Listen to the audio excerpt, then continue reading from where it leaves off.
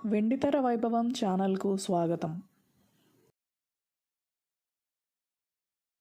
సుమారు 9.5 దశాబ్దాల టాకీ చరిత్రలో ప్రహ్లాదుని కథ 3 సార్లు వెండితెరపై ఆవిష్కృతమైంది. మొట్టమొదటి తెలుగు భాషా శబ్దచిత్రం భక్త ప్రహ్లాద 1932 ఫిబ్రవరి 6వ తేదీన విడుదలైంది. ఆ తర్వాత 10 ఏళ్లకు శోభనాచల పిక్చర్స్ వారి భక్త ప్రహ్లాద రిలీజ్ అయింది. ప్రముఖ నిర్మాత ఏవి మెయ్యప్పన్ చెట్టియార్ 1967లో మరో భక్త ప్రహ్లాద నిర్మించారు. చివరి 2 చిత్రాలకు చిత్రపు నారాయణమూర్తి దర్శకత్వం వహించడం విశేషం. హనుమంతప్ప మునియప్పరెడ్డి దక్షిణ భారత టాకీ చిత్రాల పితామహునిగా పేరుగాంచారు. చలనచిత్ర చరిత్రలో తన పేరును సువర్ణాక్షరాలతో లిఖించుకున్నారు. ఆయన తొలిసారిగా టాకీ తీయాలని సంకల్పించినప్పుడు సురభి సంస్థ ప్రదర్శించే నాటకాన్నే ఎంచుకున్నారు. దాదాపు ఆ నటులకే సినిమాలో అవకాశం కల్పించారు. ఈ విధంగా ధర్మవరపు రామకృష్ణమాచార్యులు రచించిన సుప్రసిద్ధ ప్రహ్లాద నాటకం ఆధారంగా అల్లుకున్న కథతో భక్త ప్రహ్లాద వెండితెరకెక్కింది. లీలావతిగా కమలాబాయ్, హిరణ్యకశపునిగా వల్లూరు వెంకట సుబ్బారావు నటించారు. వారిరువురు నాటక రంగంపై అవే పాత్రలు ధరించి మెప్పించిన వారే.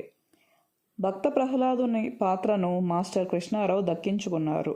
అతని తల్లిదండ్రులు సురభి కళాకారులు కావడం గమనార్హం. ఈ సినిమాలో 3 పాటలు రాసిన చందాల కేశవదాసు తొలి తెలుగు సినీ కవిగా కీర్తి నొందారు. హెచ్ఆర్ పద్మనాభ శాస్త్రి సంగీతం సమకూర్చారు. కావున వారే తొలి తెలుగు చలనచిత్ర సంగీత దర్శకులు. భక్త ప్రహ్లాద ఘన విజయం సాధించింది. దక్షిణ భారత మొదటి వాక్స్ చిత్రం కాళిదాసు, ప్రప్రథమ పూర్తి తెలుగు భాషా శబ్దచిత్రం భక్త ప్రహ్లాదలకు దర్శకత్వం వహించిన హెచ్ఎం రెడ్డి తెలుగు తమిళ చలనచిత్ర పితామహునిగా కీర్తిగాంచారు. 1942 జనవరి 31న రెండవ భక్త ప్రహ్లాద విడుదలైంది. శోభనాచల పిక్చర్స్ పతాకంపై మీర్జాపురం రాజావారు నిర్మించారు. చిత్రపు నారాయణమూర్తి దర్శకుడు. వేమూరి గగ్గయ్య, రాజేశ్వరి నటించారు. అప్పటి బాలనటి జి. వరలక్ష్మి ప్రహ్లాదునిగా రాణించారు. ఆ తర్వాత ఆమె విలక్షణ నటిగా ఎదిగిన విషయం తెలిసిందే. ఈ సినిమా కూడా విజయవంతమైంది. కంచి నరసింహారావు, రంగూన్ రామారావు, రామకృష్ణ శాస్త్రి, నారాయణరావు ఇతర పాత్రలు ధరించారు. 1967లో 3వ భక్త ప్రహ్లాద విడుదలైంది. శ్రీ మహావిష్ణువు భక్తుడైన ప్రహ్లాదుని కథ ఆధారం.